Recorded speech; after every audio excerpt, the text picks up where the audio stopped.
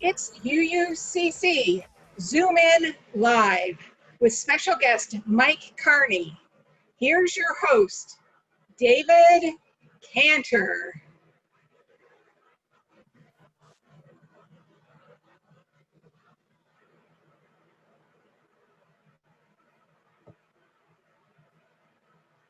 Hey, everybody. Me, David Kantor. Carol, if you can get me down to the big screen, that would be handy. I'm glad you're all here with us today. We're just getting started, obviously. And so this is our first show doing this. And so, of course, you should expect some technical glitches here and there. I'll tell you that, it's kind of interesting, right? This is the first show. When have you been on a first of anything in your life? Think about that. Of course, the people who were on the Titanic thought that also, but never mind. So the only one I can think of myself is that way back when, in the days before, after the Ice Age, before there was fire, I was at the very first baseball game. Of course, with me, it's about baseball. I was at the very first baseball game played at Shea Stadium, which was the former home of the New York Mets baseball team. So that's the only first I think about. So that last song you may have heard a bit of called People Like Us. That's a song that was originally done by Kelly Clarkson back in like 2012 or 2013. Kelly Clarkson, you might recall, if you're old enough, was the first American Idol. And the reason I bring it up is because I was speaking with, who was it? Brian Larson the other day. We're talking about getting surprised in life. And so this song is a surprise for me because basically when we were thinking about the show and thinking about the songs we're going to have before we actually got started here, the third song was going to be, no surprise to those of you who know me, I was going to do the theme from Shaft, which won an Academy Award, by the way, so don't poo-poo it quite that much. But I opted not to when I heard this song. Now, David, where'd you hear this song, you might ask? Well, I heard this song in the strangest place. I heard it on a TV show on HBO called The Doom Patrol. Now, I'm sure very few of you have watched this show. The Doom Patrol is a comic book superhero show about this group of misfit superheroes, all of whom have something physically wrong with them. One of them, whenever she's under pressure, turns into a puddle of glop. One has his brain inside a robot. Another one's a literal cyborg, what have you. You get the idea. Well, in one of the episodes, they're in this town to rescue somebody, and they come across this being that's made out of nothing and communicates through billboards and from neon signs, what have you. And this being is being chased by the Normalcy Bureau. And the Normalcy Bureau sounds like a Trump administration group. And yes, it is just that. And so they're being chased by this group here. And in this town where the Normalcy group is going after these guys, it's a town where everybody has something that's different about them. They might be a person of color. There might be somebody who has some physical limitations, some mental limitations. There might be a member of the Doom Patrol. There might be somebody who's part of the LGBTQ community, whatever. And during the show, for some reason, a member of the Doom Patrol and one of the people they're trying to hook up with are on stage in this cabaret, and what do they sing? They sing this song, People Like Us. Never would have expected to hear it there. That's the song you heard right now. We debated about doing the original version. We opted for this one instead. And so basically our attitude was, okay, we're going to use that song right now. And yes, to the question that somebody asked me, that will be the theme song for the show. I feel as though it really just speaks very well to our first principle of inherent worth and dignity of all people. So we're looking to have the show be a way of us getting together every few weeks to basically be together as a community in a live format. And so one of the things we're going to do is we're going to have, as you may know, Jack Ullman is the master of the punny joke, and some of us have been missing hearing them. So we're going to institute the Jack Ullman comedy moment. We'll have a joke from Jack and sometimes maybe from somebody else. So here's a Jack Ullman comedy moment. Jack, you're on. Thank you, David. It's good to see you, and I hope you're happy in Hawaii. Wonderful that you were able to get away at this time. I haven't been able to get away. In fact, it's day 121. My dog looked at me the other day and said, "See, this is why I chew furniture." You know, the doctors are hoping to solve this COVID-19 before tick season begins. Otherwise, you could end up with corona with Lyme. Jack, thank you so much for the Jack Ullman comedy moment. We appreciate your being with us, and hopefully you'll be with us again going forward. So, as some of you might know, normally you won't have me out here by myself to start the show. I'll be joined by one of my co-hosts from UUCC, either Will Barrett, who's entering his second year at Kent State, or Jenna Bradbourne, who's a high school sophomore. But alas, you may have heard that there are some people who are actually going to school. And so they're both getting organized for school and can't be with us tonight. So tonight you're stuck with just me, but we're expecting either Will or Jenna to be here for future editions. So, okay, enough of that stuff, right? You didn't come here to hear from me particularly. Let's get to our special guest. As you know, Mike Carney has been music director at UUCC since the creation of the congregation. And before that, he was a music director at First Unitarian. Before that, well, I'll let him tell those stories. Now, before I introduce Mike, Carol, who's our producer, is going to take a bunch of you off of mute so you can give Mike a hearty UUCC welcome. So when I cue you appropriately and I say, now here's Mike Carney, you'll know to applaud.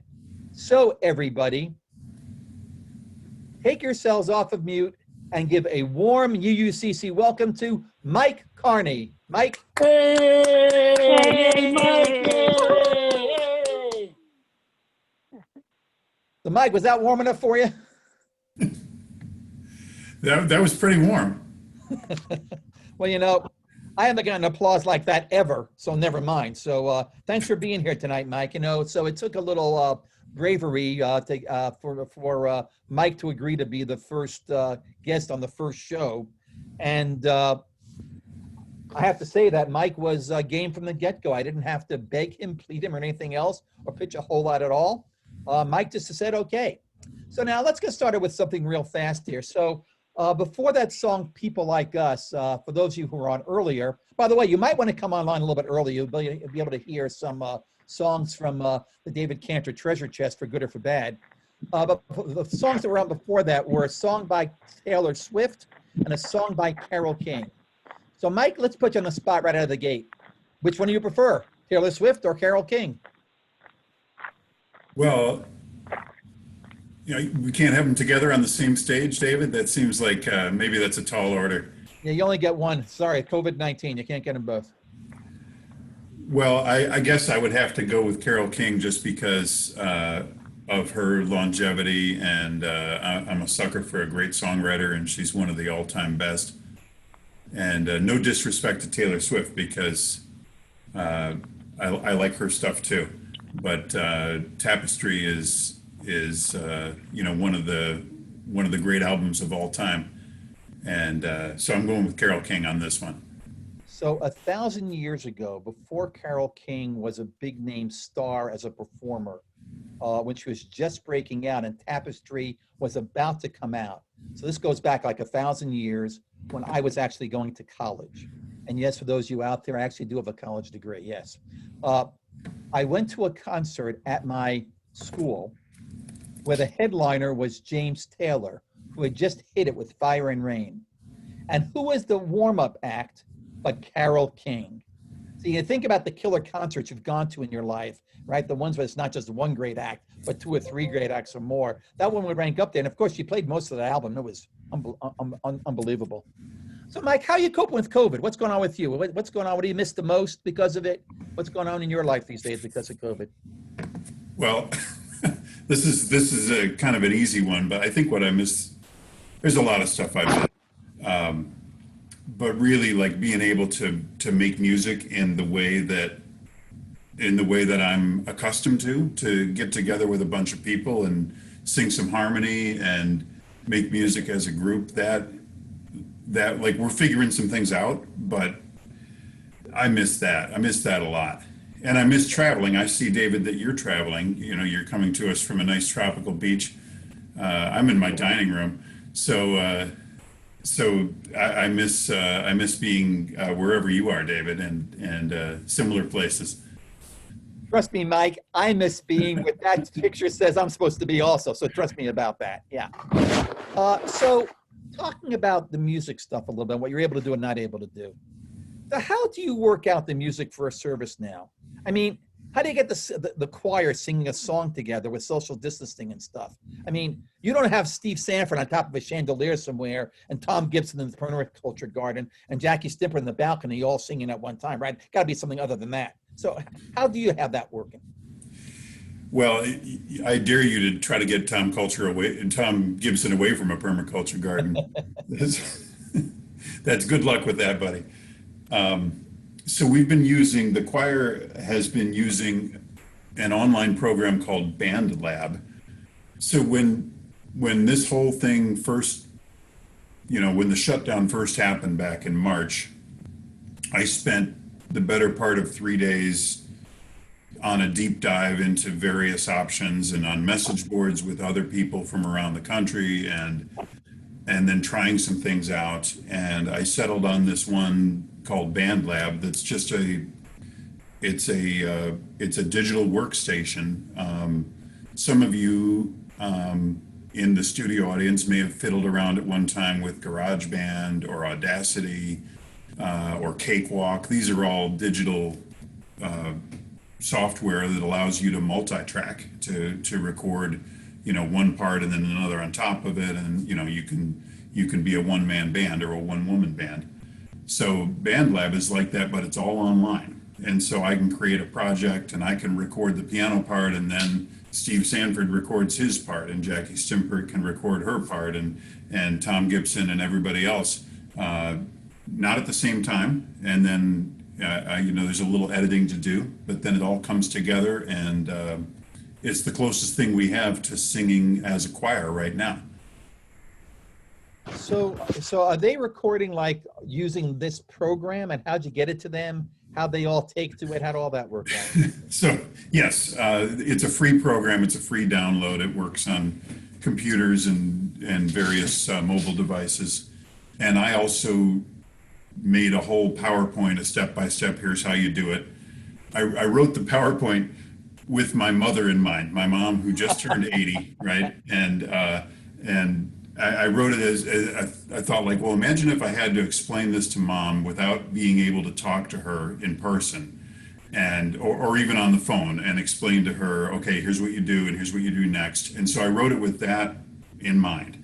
And we've had a lot of people participate, which I'm really, really happy about, really grateful for too. So that voice I can't recognize sometimes during a choir song, is that your mother? My mom has not chimed in on any BandLab projects yet. My daughter has. I have an adult daughter, Erin, who lives in Chicago, and she's a professional musician, a singer, and an actress and a flutist. And so she, right, the nice thing, one of the silver linings of this whole thing is that the distance doesn't matter. She can sing with my church choir and also with hers out there. And so she's been in on a couple of recordings, but mom not so much. I think she's a little afraid of the technology right now, or maybe just doesn't have time. She's a busy lady. So when it comes to the music that's played each week, who picks the music? Who picks the songs the choir sings? Who picks the other music that's played? Who does all that? Well, that's actually not really any different than it was pre-COVID. There's a weekly meeting that I have with Reverend Joe and with Alan Georgia and with Sharon Edmond, and we plot out and plan out the service that's coming up Sunday, and also we try to work ahead a little bit. And so picking hymns and other music is somewhat collaborative. It's, at least I always try to make sure the music has some connection to the theme of the service. So yesterday's service, Beloved Conversations was the theme, and racial justice, and so all the music had a connection to that. Sometimes individual service leaders will specifically say, oh, I really want this particular song in the service. And other times they'll say, all right, just something that fits into this general idea. And sometimes they say, I don't really want to think about it. You take care of it, Mike. And I'm happy operating any of those methods. Got it. So those things haven't changed, whether we were pre-COVID or now. That dynamic is still the same dynamic. Yeah, except we're meeting this way over Zoom instead of meeting around around a desk or a conference table. But really, it's the same process. Got it. So what do you do professionally when you're not doing UUCC stuff? I mean, I know we take up 70 hours a week here, Tom, and I understand that. But outside of that 70 hours you give UUCC, what do you do professionally when you're not doing UUCC stuff? I mean, I've heard rumors that you repair old harpsichords or Stradivariuses, and there's some buzz I've heard about you being a DJ at a dance club downtown. So what are you actually doing? Well, my DJ days are behind me. I have done some DJing, but not for a long time, and I'm not sure about the Stradivarius harpsichords. I'll get back to you on that once I find one. But a lot of people think I'm full-time at church, and actually I'm a part-time person, and so I do some other things in other parts of my week. I direct a community choir called Good Company, and we're doing some virtual choir activities. We just started after a summer hiatus about a week and a half ago, and we're working on some things and trying to do some virtual choir stuff with them. It's a big adjustment, but we're doing everything we can. I teach private students in piano and in voice and in music theory, and all of that's on Zoom right now too. So this is actually shockingly my first Zoom of the day today, which has got to be a record that I made it. I made it till almost sundown before getting into a Zoom window on a particular day. So that's and then and I also teach some classes for Walsh University. I teach classes in history of classical music and history of rock and roll, and all that's online now too. So I have enough to keep me out of trouble most days. And it's good we keep you off the streets that way, Mike, really. It is good. It's good for everybody. How did you get here? I mean, did you just wake up one morning and say, okay, I don't want to be an astrophysicist anymore. I think I'll become a church music director. And not just any kind of church. I think I'll choose UU. So how did all that come to pass? I've been a church musician since I was 20 years old. A professional church musician in some capacity. I've been a UU my whole life. And so when I was in college, I took a job as music director at a local Lutheran church, and then I've sung at Catholic churches and at Jewish temples, and I've directed for Lutherans and Methodists and Catholics. And finally, when our kids got old enough to start asking questions like, hey, why does Dad go to a different church than we do? Lucy and I decided we could, for a while, do without some of that supplementary income, and I started doing some volunteer music directing at Olmsted UU congregation on the west side of Cleveland, which is the church I grew up in. And it's a small church, and they didn't have a budget for a paid person, but that was the church, where Lucy and the kids were going, and so I took over there, and then a few years ago, there was an opening at what was then First Church, and so I decided to cross the Cuyahoga River and try my hand at doing things out on the east side. Wait a second. So you are actually, okay, gang. So you might think that this is a setup kind of thing here, but really, aside from Mike and me spending about a half hour trying to get organized for this show, because it was the first one, aside from that, everything that you're learning about Mike that you might not have known, I'm learning for the first time right now as well. So you grew up a Unitarian. I'm a third generation Unitarian. You realize that makes you a unicorn. You know that, right? A UUU? A you. You beat me to the punch. Come on, Mike. Hosted by David Kantor. Remember it? Never mind. Sorry. Okay, I cannot ride a unicycle though. So let's go. Let's go back to let's get off the music stuff for a little bit, and let's get off the professional stuff for a little bit, and learn a little bit more about where you actually come from, since you opened that up for us now. So tell us a little bit about your childhood and upbringing, where you were born, what your family was like growing up, all that kind of stuff. Talk to us about that. I was born about a mile from where I'm sitting right now in Lakewood, Ohio. My parents didn't live in Lakewood at the time. In fact, they never did. But I was born here, and when I was a young kid, my dad was a math professor at Lorain County Community College. And so my folks lived in Bay Village and then moved out to Elyria to be closer to his work. And I grew up in Elyria, went to Elyria High School, and then studied music at Baldwin Wallace. So I've been, except for a couple of brief stints, I've lived in Northeast Ohio pretty much all along. And Lucy and I moved to Lakewood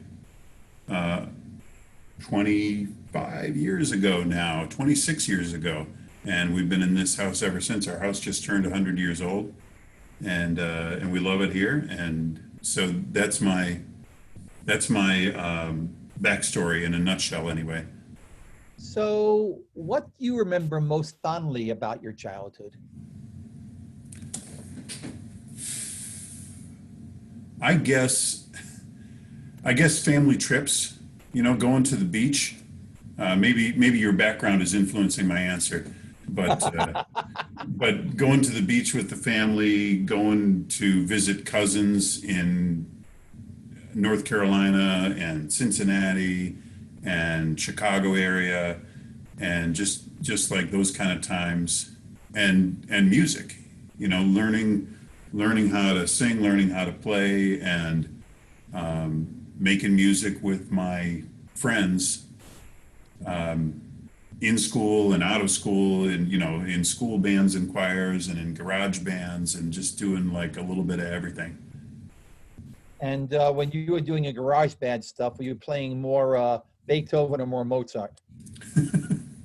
Well, how old do you think I am, David? Well, I still have to ask you that question about you being at the Three Beats concert with Beethoven, Bach, and Brahms. I mean, how did that actually work out? Yeah, that's a tough one. I mean, given that they were never alive at the same time. Right, that Bach died in 1750. And So along those lines, though, just out of the blue again, take your choice now. Who would you prefer, Beethoven or Bruce Springsteen? Ooh, I gotta go Beethoven on that. Even though Bruce Springsteen has my respect. Well, I think probably my favorite piece of classical music is Beethoven's Seventh Symphony. That one is just the second movement,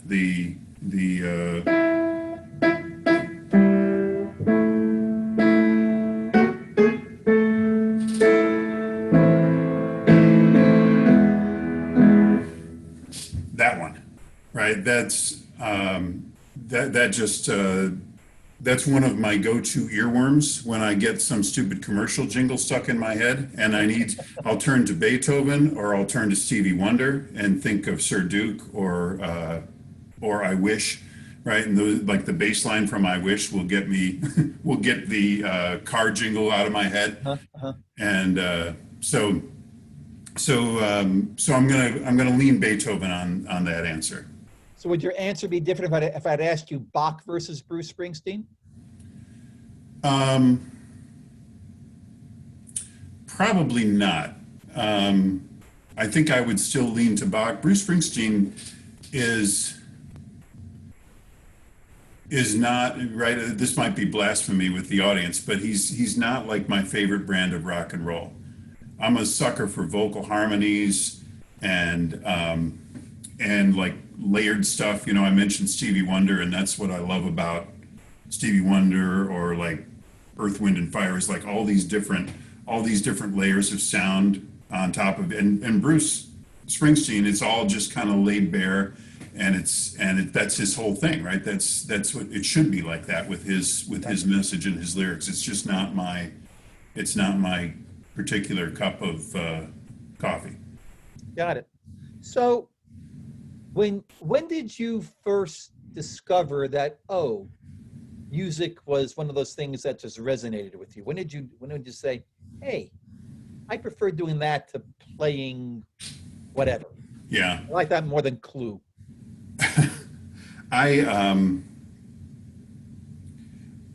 Going back to my mom here, she will tell you that I started playing piano as soon as I could reach the keys, toddling around the house.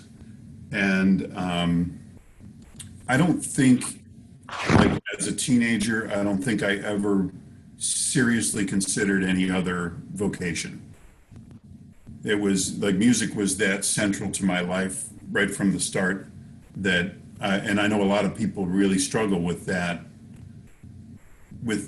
what am I going to do? You know, when you're 16, 17, 18 years old or even 25 or 40, trying to figure out, okay, what do I really want to do? But for me, right, I never had to struggle with that question. I just always knew, I didn't know whether I wanted to be a music teacher or a composer or a performer. Like that was where I had to try to figure things out. But I knew I wanted to be in this line of work. So I had a question here to ask you. When did you start thinking, maybe I can make a career out of this? But that was like always, that was in your DNA from the get-go. I think it was, I started writing and arranging music when I was 14 or 15 years old, and got a lot of really positive feedback for that, and was able to be, was able to shine in a good high school music program. I was still able to kind of stand out a little bit in that. And so then I got a lot of encouragement from my mentors, and just kind of rode it from there. So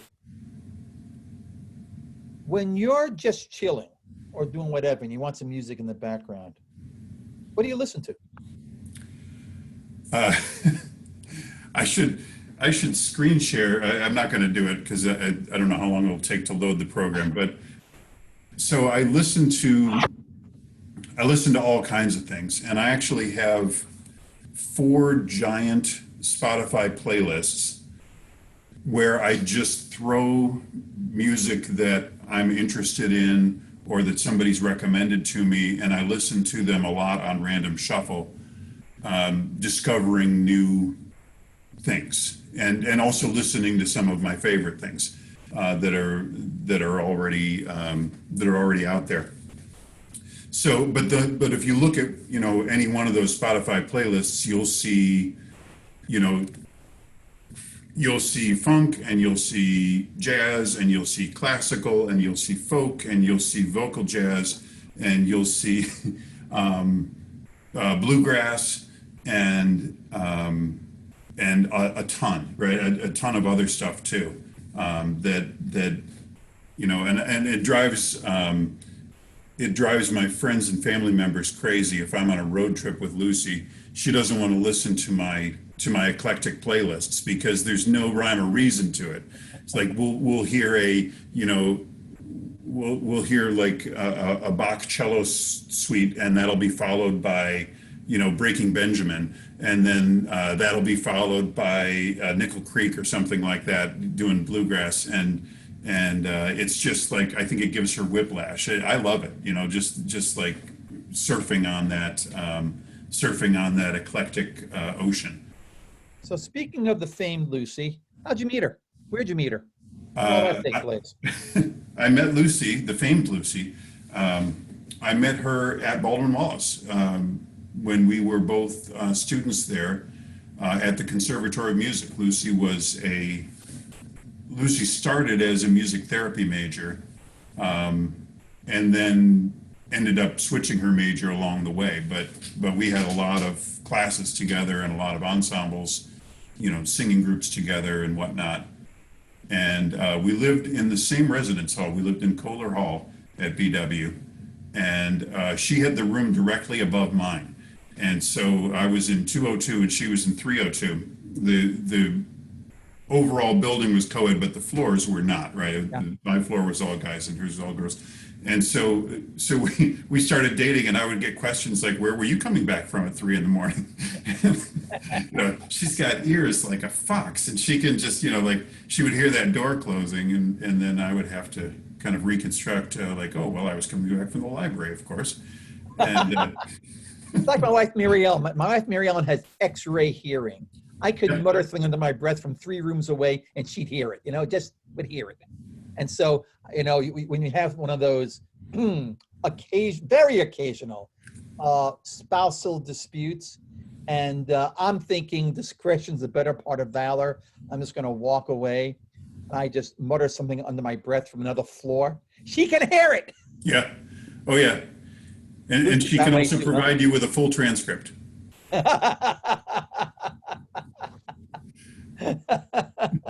So before we go to our break, I have one last question for you, Mike. So if you could have one superpower, what would it be? Ooh.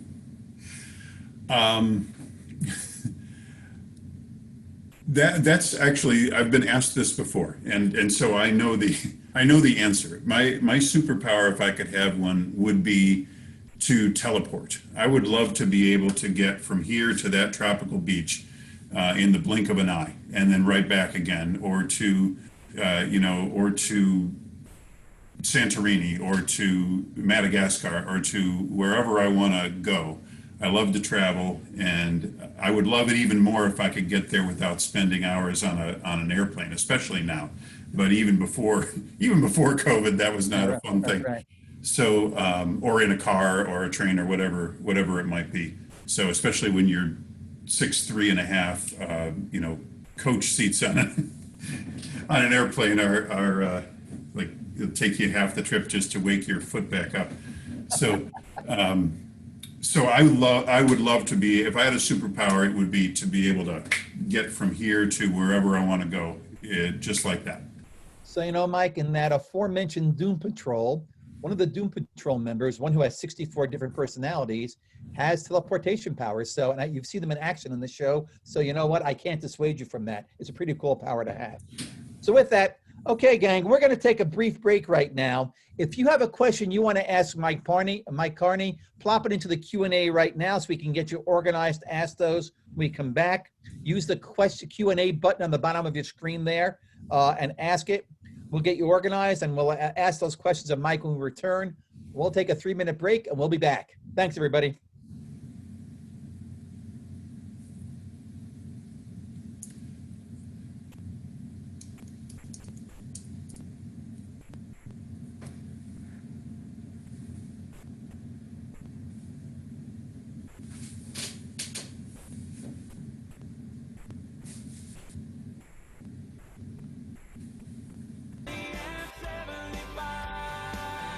You and me on the beach, yeah.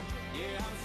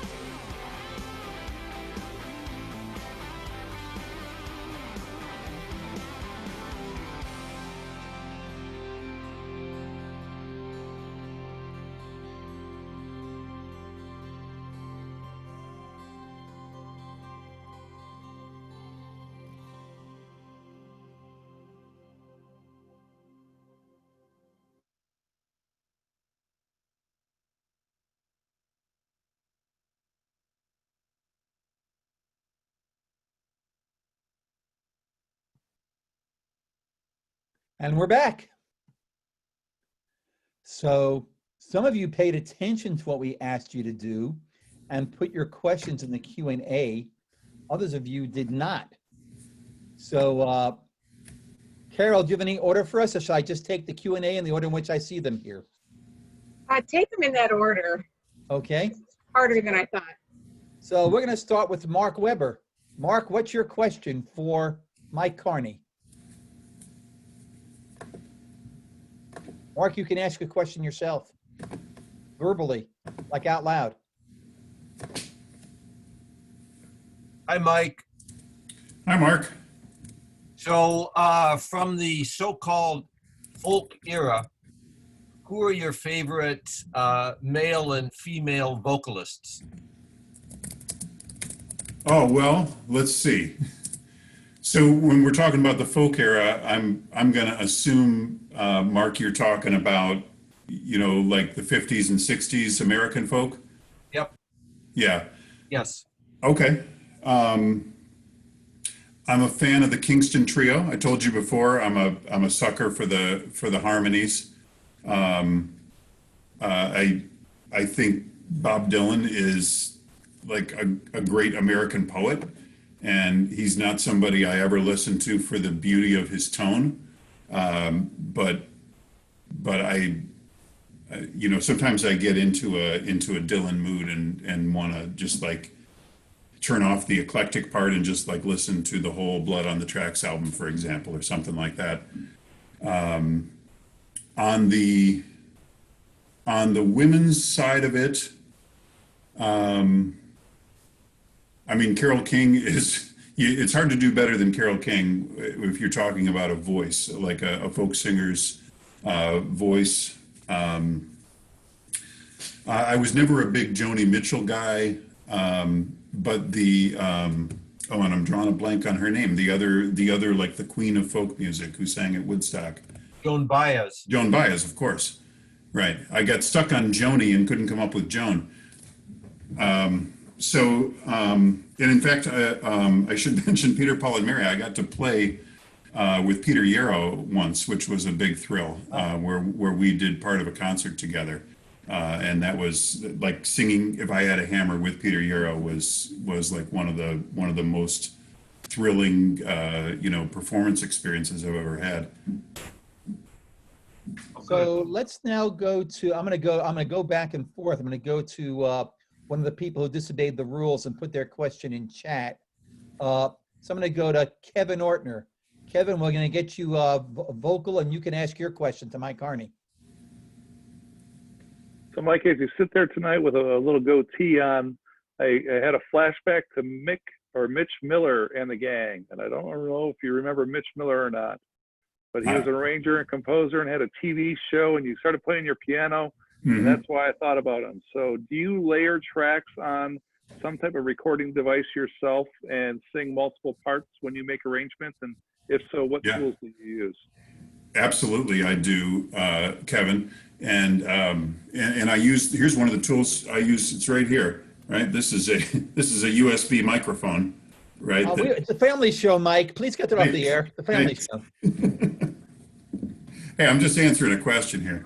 So I will, I will multi-track playing and singing. In fact, when I do projects on BandLab with the choir, the first thing I'll do is usually lay down, if there's a piano part, I'll play through the piano part and get that. And then if there's, like if it's soprano, alto, tenor, bass, I'll record both the tenor and the bass part. I'm not going to try to record soprano and alto because nobody needs to hear that. But I'll record both of the men's parts as sort of guide tracks for everybody else who's going to come in and record after me. And I've also recorded other things that are just, me featuring me and me and me on these other tracks.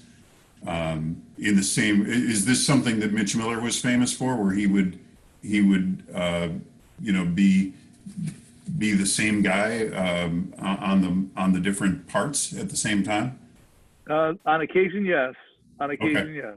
And that's what sort of made me think about it. But also, again, because of the TV show, and here we are talking about Zoom in Live and Radio Lab and all these different tools that we're using to entertain each other via COVID.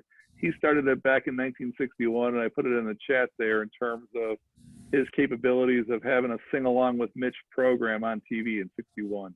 That was right, like in the late 50s and into the 60s is when we started to get good. We, like everybody, music professionals started to get good at multi-track recording. And so you hear it happening in music of that era, right?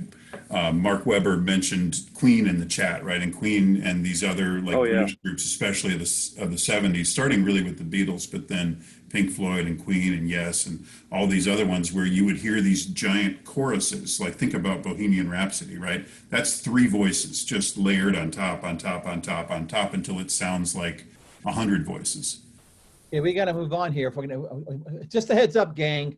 We might not get to everybody. If we do, we're sorry. After all, it is live TV. You can yell at me later. Next question coming from Liz Kantor. Liz, you're up. Hi, Mike. Hey, Liz. How are you? Good. Well, who is your favorite country artist? Because we're down here in Texas with a lot of rodeo and country music. Who's your favorite? Well, I mentioned already that I'm more of a bluegrass guy than I am country. But I love classic country. Like I love Willie Nelson and Johnny Cash, and some of the modern stuff that's more blues based. Like I'm a fan of Chris Stapleton, for example. But I really dig some of the modern bluegrass stuff. Alison Krauss, Sarah Jairus, Nickel Creek. You know, I just really dig that tight harmony and the virtuoso. Like bluegrass, you have to be really, really good at you have to be on top of your game with your guitar and your banjo skills and your fiddle skills to make bluegrass sound right. And so I that's where I am on country. Thanks, Mike. Next question, Nancy King Smith. Nancy, what do you want to ask Mike?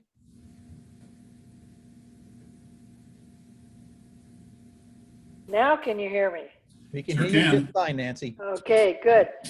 Well, my question was, I love to travel too, and I was just wondering what a couple of your highlight travel experiences have been and why.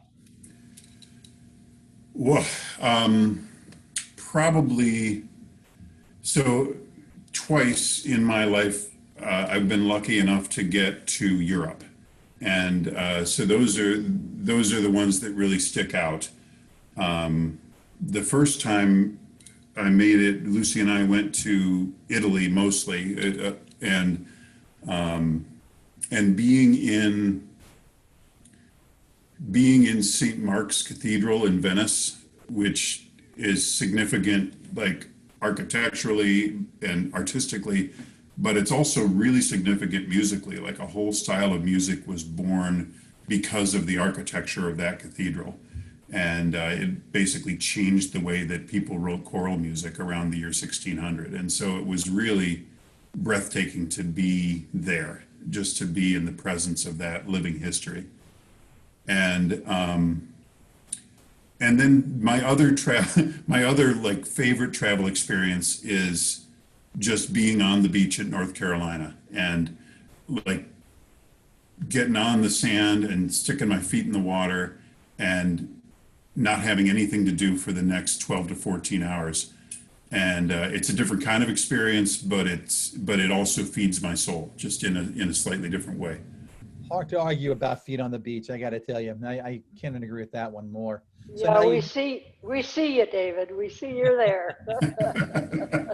Thanks for your question, Nancy. So you all have to forgive me right now, but basically you can accuse me of nepotism and I'd plead guilty, but I can't let this show go by without a question from Mary Ellen McNulty because I want to be able to sleep safely in my bed tonight. So Mary Ellen, what's your question for Mike Carney?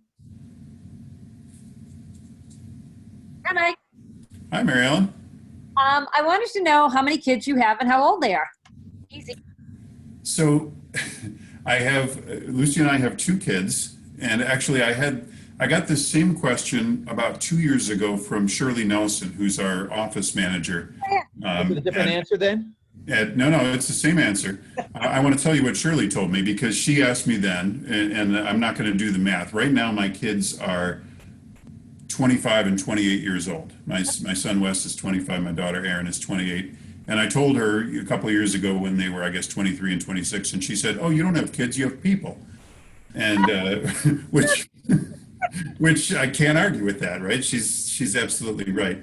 My daughter, as I mentioned already, I think is a professional musician. She does a lot of Zoom teaching, and she also gigs, although not so much right now. And my son Wes is a mechanical engineer, and he works at a firm here in Greater Cleveland, and he lives only a few blocks away from me here in Lakewood. Nice. Yeah. Next question. Thank you for your question, Mary Ellen. Next question from Bob. Bob, you're up. What's your question for Mike Carney? Bob who? I don't know. I just see Bob, the name Bob here. I don't know Bob who. Bob Haran. Mike, Must hi. be Bob Haran. Hey, Bob. Yeah, you saw by the picture. That's Bob Haran. That's right. Yeah. Hey, Mike, I love getting little bits of your Spotify-ness. And so I'm wondering what couple of tunes or pieces are you listening to right now? Well, okay, so I'm gonna pull that window up and see what the random. Bob, I've answered this question for you before and recommended.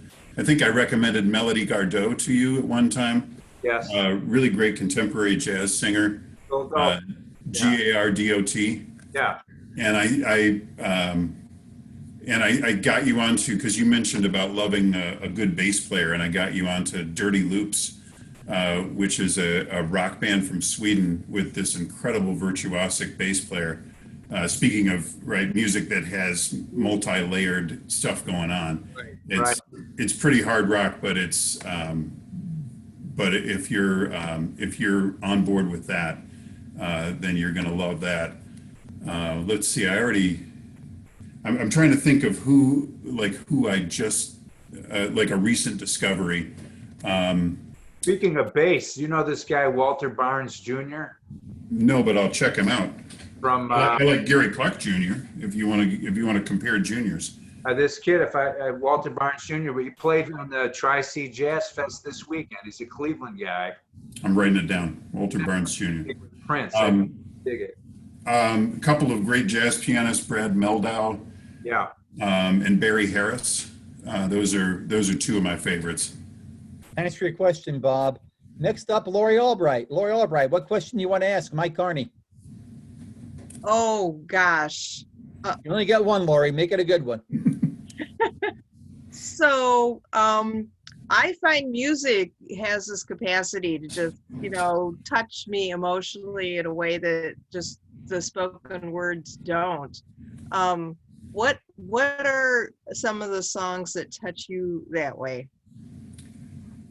Well, I mean, there's so many, right? There are so many, and I couldn't agree with you more, Lori. I've actually, I think I've said this from the pulpit before, where I would probably be I would be completely an atheist if it wasn't for music, if it wasn't for the unexplained chills and goosebumps and kind of out of body experience that I can have when I'm listening to the right music. I mentioned Beethoven's Seventh already. That might have been my first answer there. Blue Boat Home does that to me. Yes. Oh my gosh. Yeah, I mean it's just thinking about what's in our hymnal. That one, in our hymnals. That one, and then if I had to pick one out of the other book, I would say the How Can I Keep From Singing. So I mean there are so many other ones, but really and sometimes they're random ones. They're like Queen, I Want to Break Free, for example. Like that one always gets me. Yeah. And like there are so many. You give me a band and I can tell you one from that band, or give me a composer, I can tell you one from that composer. So next question, thanks, Lori. Next question, Terry Robbins. Terry, what's your question for Mike Carney?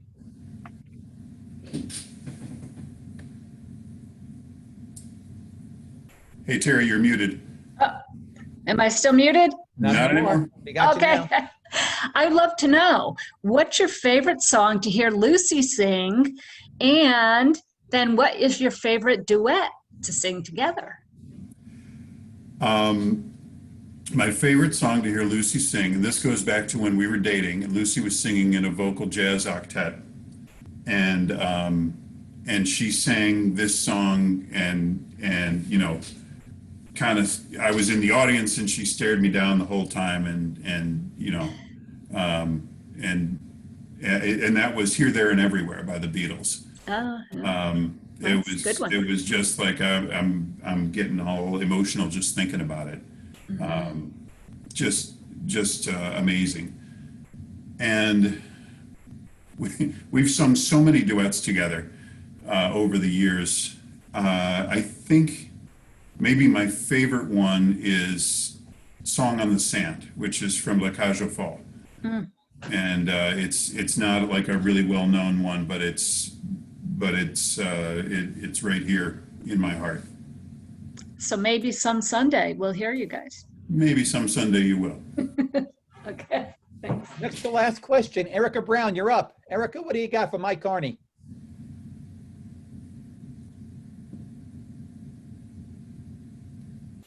Erica, you might be muted. All right, there we go. I'm done. There we go. I'm muted. Oh, so my question was, I'm not reading it directly now, but what words of wisdom or advice do you have for aspiring musicians entering school this year at this time? Wow. I guess, so like young people who are just heading into music school, and I used to teach, I teach university now, but I used to teach high school kids, and anybody who said, hey, Mr. Carney, I want to be a music major, I would always like make sure I impress upon them, okay, I know you're talented, you know you're talented. That's just a baseline. You wouldn't get into studying music if not for that. So now you're going to really have to work your tail off. You're going to really have to learn your theory. You're going to have to study piano. You're going to have to do all kinds of things. It's like anything else, right? You will get out of it what you put into it. And so if you love it, then you gotta go after it like you love it, and you gotta make it your job to learn more, to do more, to be more. Okay, we're tight on time now. So last question, Matt Smith. Matt, ask it fast. And Mike, quick answer. I was just curious if there's a brotherhood of the music directors at the local churches. Do you guys get together, swap resources, exchange ideas, especially with some of the creative challenges from the pandemic?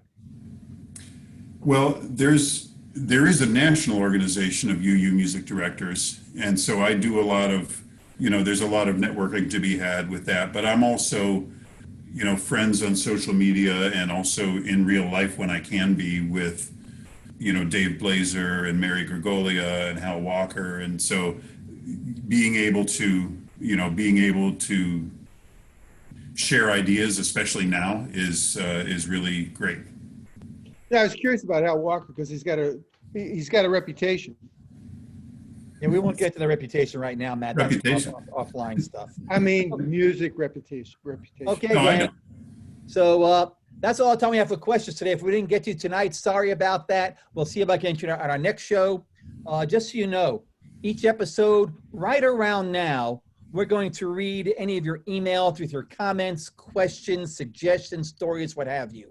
If you have something to share, and we really do mean this, please send it to us at Zoomin, Zoomin, at uucleveland.org. Again, that's Zoomin, Zoomin, at uucleveland.org. Any comments, stories, suggestions, questions, what have you. And yes, we're not above a little bribery to encourage you to share your thoughts. So each show will have a random drawing from all the folks who sent us a note, and the winner will receive, ta-da, their very own UUCC Zoom In Live bling, What it's going to be, I can't share with you right now. I wish I'd had it for today's show, but you'll see it on the next show. Next show, we'll be doing a drawing. Mike, I want to thank you for being here tonight. Carol, can you take people off of mute so we can give Mike an appropriate UUCC round of applause? Thank you, Mike. Thank you, David, and everybody. This was a lot of fun. So before I forget, our next show is on September 14th. Remember, we're on the second and fourth Mondays of the month, not every other week. So it's second and fourth Mondays. So the next show, our special guest, of course, all our guests are very special, will be Eileen McCulley, former First U board president and has been and still is a community activist. We'll be talking about voting, the upcoming election, prison issues, other justice stuff, what have you. So be sure to join us then. And let's give a major round of applause to Carol Gay, our board president, who produced tonight's show. Trust me, I did the easy stuff. Carol had to make sure that all the stuff actually happened. Carol, thank you so much. This never happens without you. And in fact, for those of you who want to know the truth, that those commercials we did are really the way it happened. Carol, Terry Robbins, and I were sitting around, and out popped Zoom In Live.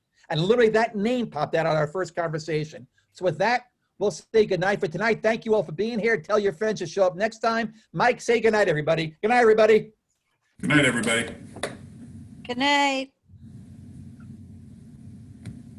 That's the last song if you want to hear it. It'll be there.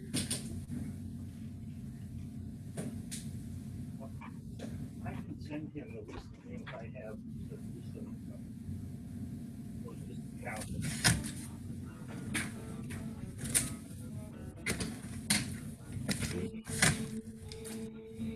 Swaying in the summer breeze, showing what the silver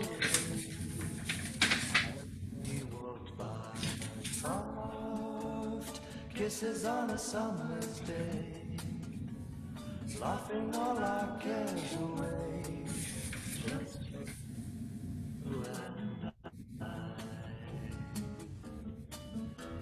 Sweet sleepy warmth of summer nights, gazing at the distant lights in the starry sky. They say that all good things must end someday.